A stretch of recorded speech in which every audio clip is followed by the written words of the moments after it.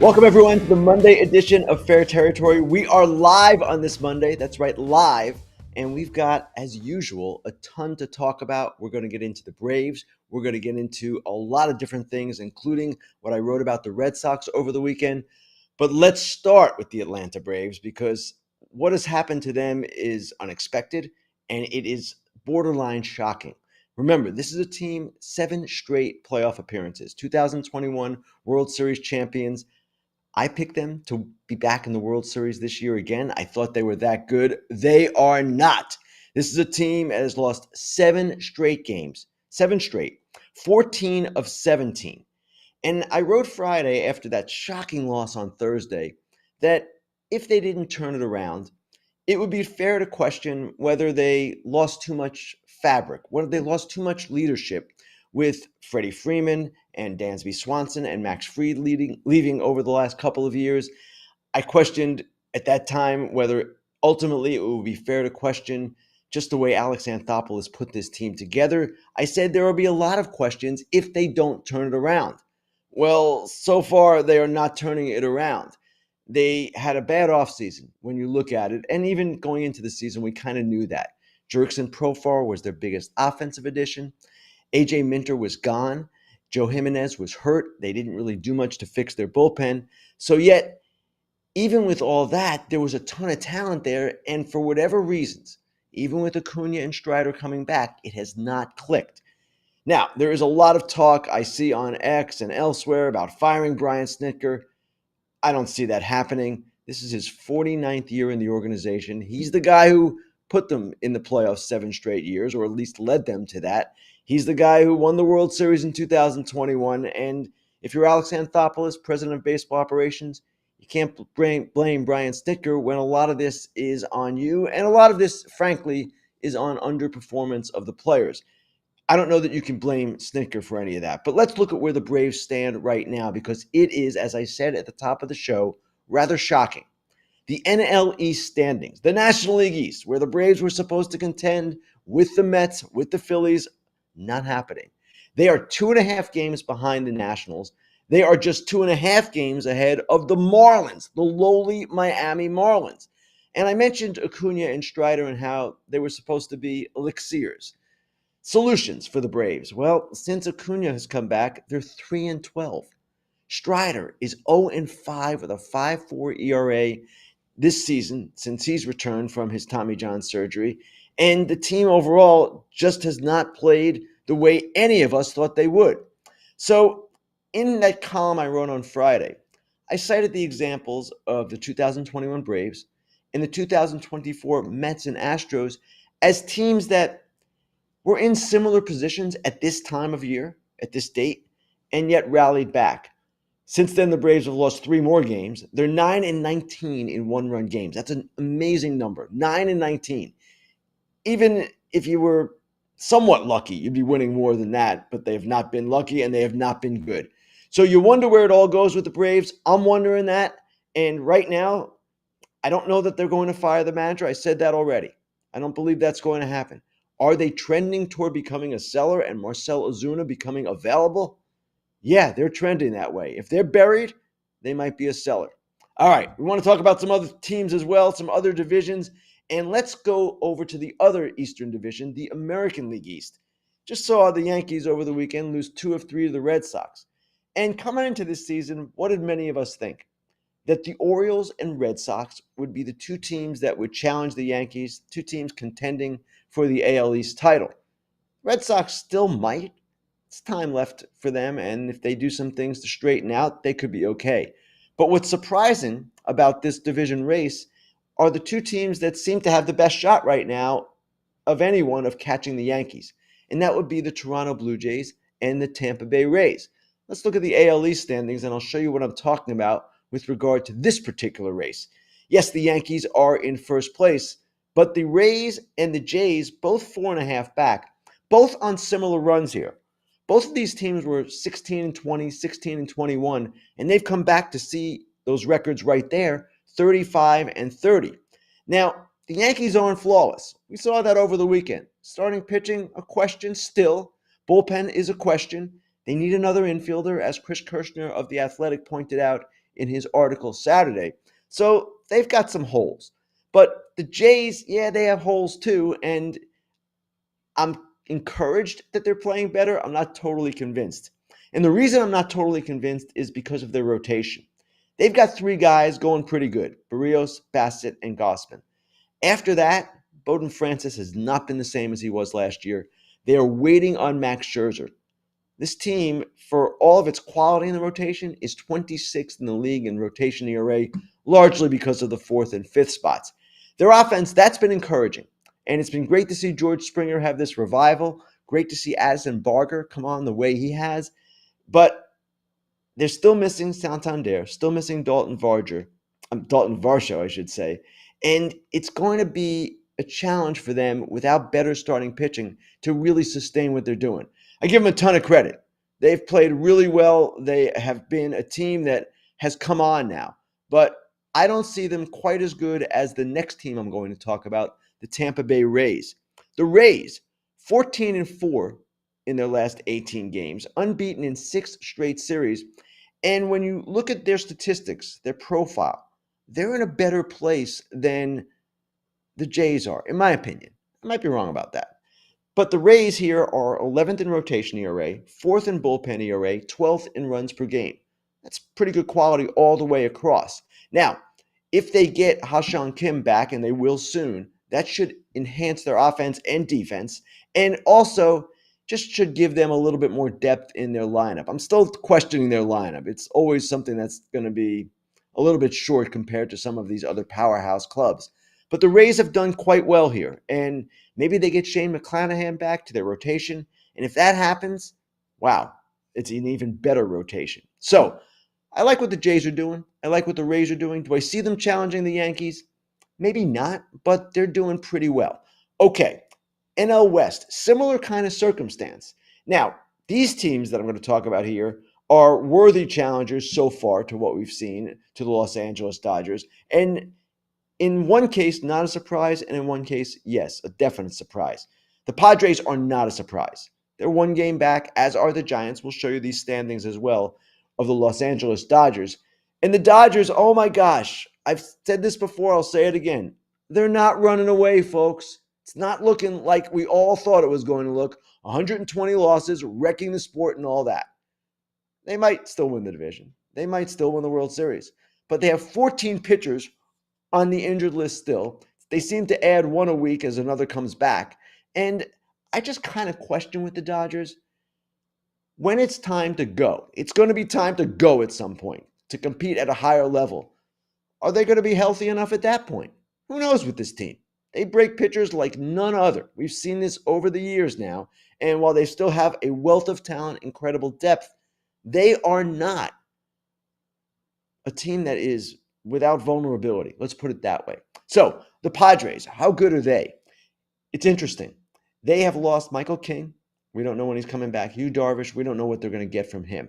And yet, as Dennis Lin has told me, Dennis Lin from The Athletic, they seem to come up, AJ Preller does, with inexpensive rotation solutions. And I'm talking about guys like Stephen Kolek and Ryan Bergert. They get guys to contribute and come in, and they've been okay with their rotation for the most part, even though they've had significant losses. Their bullpen is one of the best in the game. That is their strength, and it's something that's going to be there, hopefully, the whole season for them. Their offense has gone backwards a little bit. And Tatis has had a bad month. Happens, of course. Machado has come on. But right now, they're tied for 21st in the league in runs per game. That's not what we think of when we think of the San Diego Padres. So for them to mount a better challenge, they've mounted a good challenge so far, they're going to have to start hitting again the way they did earlier in the season. They were dynamic earlier in the season, have not been since. Now, they're not the surprise here. The surprise is the San Francisco Giants. And the San Francisco Giants are a team that is imbalanced right now. One of the best pitching teams in the game, second in the majors in ERA to the New York Mets, and only the New York Mets. They are second. Their rotation's outstanding, even with Verlander hurt. Their bullpen has been very good. The question with the Giants is still going to be the offense. And they had a shuffle, a shakeup over the last week or so. They jettisoned Lamont Wade Jr. They brought in Dominic Smith, promoted Daniel Johnson from the minors as well. These are guys that are stopgaps for now. Maybe they get a surprise out of one of them, but really they're going to need to add a first baseman at the deadline and maybe a bat somewhere else as well. Maybe someone in the outfield. Mike Yastrzemski, good day yesterday, but he slowed down overall. So the Giants are a team that is interesting because they pitch so well. Can they challenge the Dodgers? I'm not totally convinced they can challenge the Dodgers, but at the same time, what we've seen in the National League West and what we've seen in the AL East are two defending World Series participants, the Yankees and the Dodgers, who are rather good, but are not running away and might not run away. And if the Red Sox ever get going, well, the AL East could become a 4-team race, and that's going to be really interesting. We're going to talk more about the Red Sox when we get back. But first, well, we'll be back with the Inside Dish after this. If you're one of those on-the-go people or you're skipping meals but you don't want to, there's got to be a quicker solution. We've got one for you. It's called Huel. I'm going to take a swig. Cheers to Huel. This is the Black Edition, plant-based as well. Good for me. But what do you like about it? I like the nutrition of it, and the replacement meal is great for me. Someone always on the go.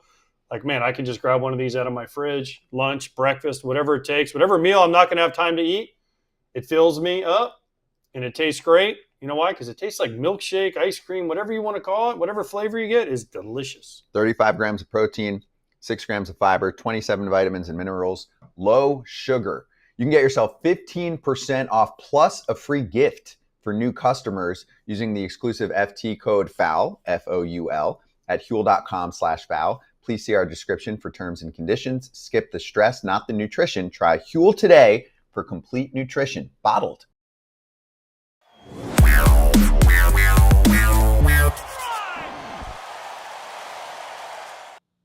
All right, time now for the Inside Dish, the part of the show where I go inside a story I've written, a trend in the game, something else entirely. But I want to reflect and go a little bit deeper on the column I wrote Sunday about the Red Sox, the column on Twitter, which I said was kind of titled Roman Anthony Now. And in the column, I basically suggested that the Red Sox send down Christian Campbell and then bring up Roman Anthony. And I'll explain the possibilities that they would exist there if they did that. You see the column right there. And obviously, Christian Campbell had a really good game last night. Red Sox fans are having some fun with me on X, as they should.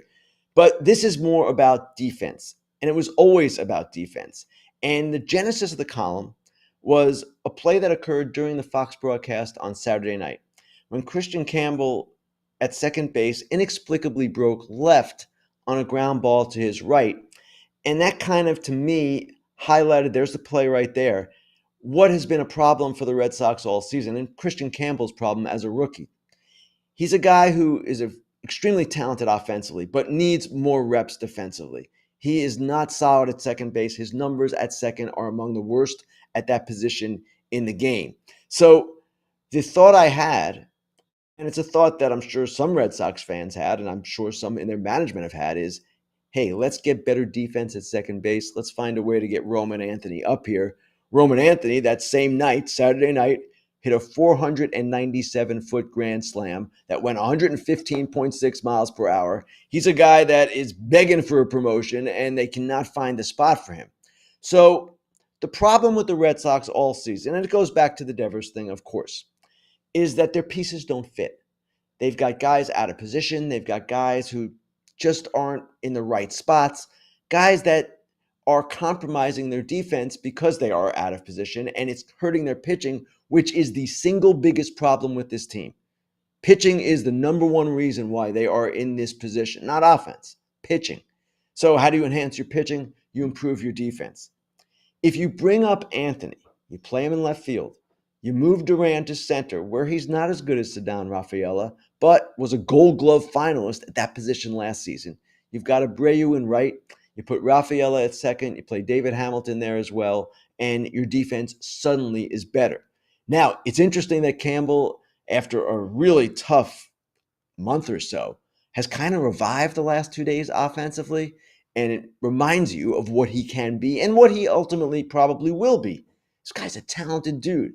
But Defense has to be a priority right now. And that is why I suggested what I suggested. What more does Anthony need to do? That's a question Red Sox fans have been asking for weeks. This guy has the highest exit velocity in the minor leagues. He is a strong defender at all three outfield positions. He is someone who should be on this team. Now, I expounded further upon this column today in today's edition of The Windup on The Athletic, which you'll be seeing soon. The Windup is our free daily newsletter. And I raised a point there that was raised to me after the column was published by someone on the player's side. And he said, if Christian Campbell had not signed his extension, would he be in the major leagues? And if Roman Anthony had signed an extension, would he be in the major leagues? And the question being raised by this person was, hey, Campbell takes an extension, 8 years, $60 million, that is potentially below market. And the Red Sox say, good, you're good. You can start the season on the opening day roster. Now, that whole premise, in my view, is difficult to prove. The Red Sox were extremely high on Christian Campbell all spring. They clearly wanted him on the team. And sure, agreeing to the extension, taking arbitration out of the equation entirely, I'm sure it didn't hurt his chances, but it doesn't seem to me that is why they made the decision they did. But you do wonder, because this has happened before in this wonderful sport, if Roman Anthony had signed an extension, and I don't know what he was offered, if anything, if it was even a serious conversation, would he be in the major leagues? Would that have driven or helped drive the Red Sox decision? Again, I don't know.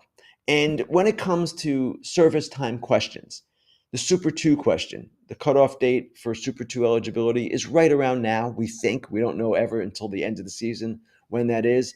When it comes to that question, depriving a guy of an extra year of arbitration, I don't know that that's the Red Sox motivation. Some fans have raised the issue of the Rookie of the Year balloting and how if you finish first or second now, you can gain a full year of service time, and that alone will get you that full year, even if you don't play in the major leagues the whole season. I don't believe that's a driver for the Red Sox or was a driver for the Red Sox either. At this point, it's probably irrelevant. Jacob Wilson of the Athletics is the clear front runner for Rookie of the Year.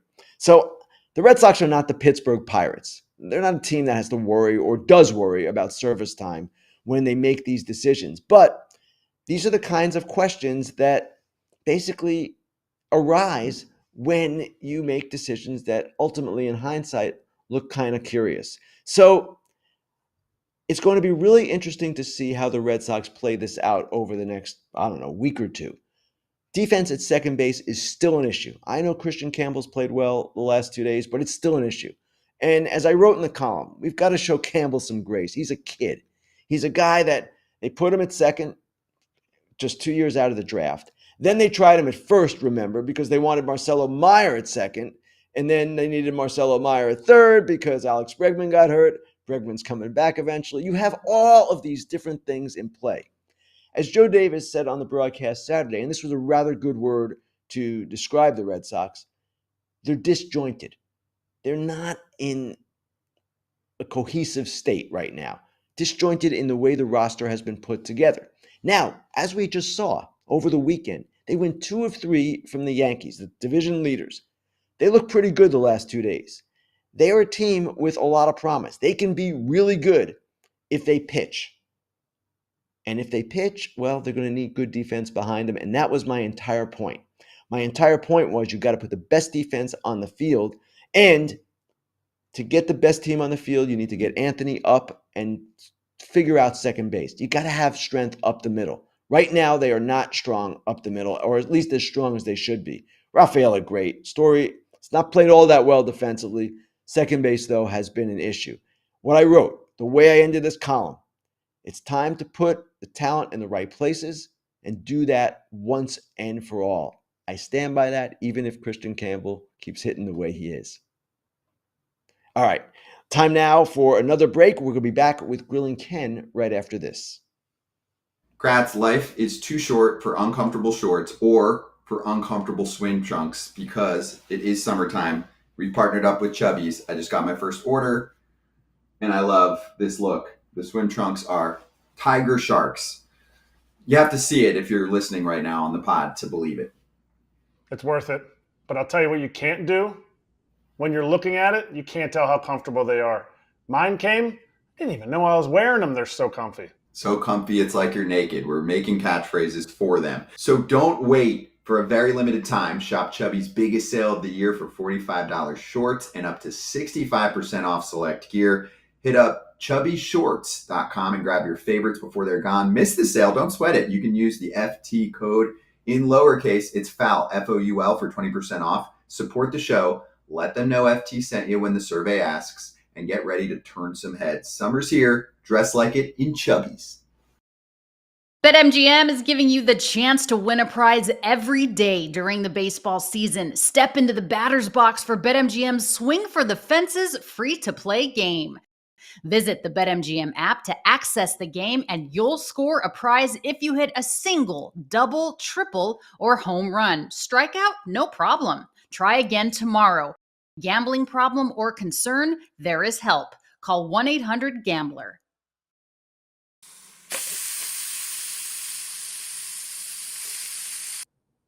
All right, new wrinkle this week for Grillin Ken. In addition to taking questions from X and the YouTube chat, we're also going to take them on ChatBCC. That's a free chat app. So go to foulterritory.chat. It's totally free, and join the conversation. All right, let's get to it. Wherever the questions come from, we'll take them away. All right, this one comes from Brad Barber, who asks, has the Cubs' first 2+ months earned Jed Hoyer an extension? Jed Hoyer, president of baseball operations for the Cubs, is in the last year of his contract. And I would say, Brad, yes, it has earned him an extension. This is the kind of team that we've been waiting to see from the Cubs for quite some time. Barring a collapse, yes, he should be extended. Now, the question is, above Jed Hoyer, what's going to happen with Kyle Tucker? Kyle Tucker has been transformative for this team. Patrick Mooney wrote a good story about this in The Athletic over the weekend. There's an aura to this guy. He is one of the top players in the game, and without him, the Cubs weren't what they are now, even with PCA in your imagination playing the same way, but last year without Kyle Tucker. Kyle Tucker has made a huge difference, and that's going to be an ownership call, whether they re-sign him. So if they don't, Hoyer's going to have to put this together again. And granted, PCA, Pete Crow Armstrong, has emerged as an MVP candidate. They're getting really good work out of some of their other offensive players as well. But the future of this team, beyond this season, depends upon, in my opinion, whether they have Tucker or a player like him. If they don't, they're sort of back to square one. All right, next question. This one comes from Sean Michael, who asks, this is a good one.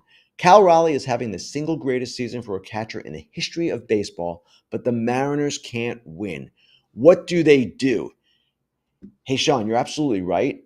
The Mariners are kind of teetering around 500 now after their strong start. The Astros have again taken control of the American League West. And what can the Mariners do? I'm not exactly sure, because the strength of this team, the foundation, was always their rotation. And their rotation just has not been as good this year. And part of that's due to injuries. But they're 19th in the league in rotation ERA. Kirby was really good yesterday. 14 strikeouts in 7 innings. Looks like he's back. Bryce Miller has not been good really the entire season. And they're still waiting on Logan Gilbert. Their offense is their offense. Raleigh is half the offense, it seems like, on most nights. It's not great. So you ask what they can do. I would suggest that they add one more bat and hope that when Logan Gilbert comes back, their rotation becomes something of what it was last year and the year before. That's the way they're going to win. Their bullpen's been good. It's fine, but they need that rotation to get back going again. And ultimately, they've got all these prospects, really interesting position player prospects. They may need to trade one of them either for another starter or another bat, perhaps both. Okay, next question. This one comes from the Fightin' Phillies, who asks, is there a scenario where the Phillies could sell guys like Bohm, Stott, Suarez, and get better? A lot of talk surrounding the Phillies says they should buy. What about selling and bringing the young guys up, building for the future? A culture shock could be the answer. This is an interesting question, Fightin' Phillies, because what were the Phillies talking about in the offseason? Kind of changing the mix. Maybe trading Alec Bohm, just kind of doing some things a little bit differently, adjusting the culture somewhat. Now, where are they? They've lost 5 straight.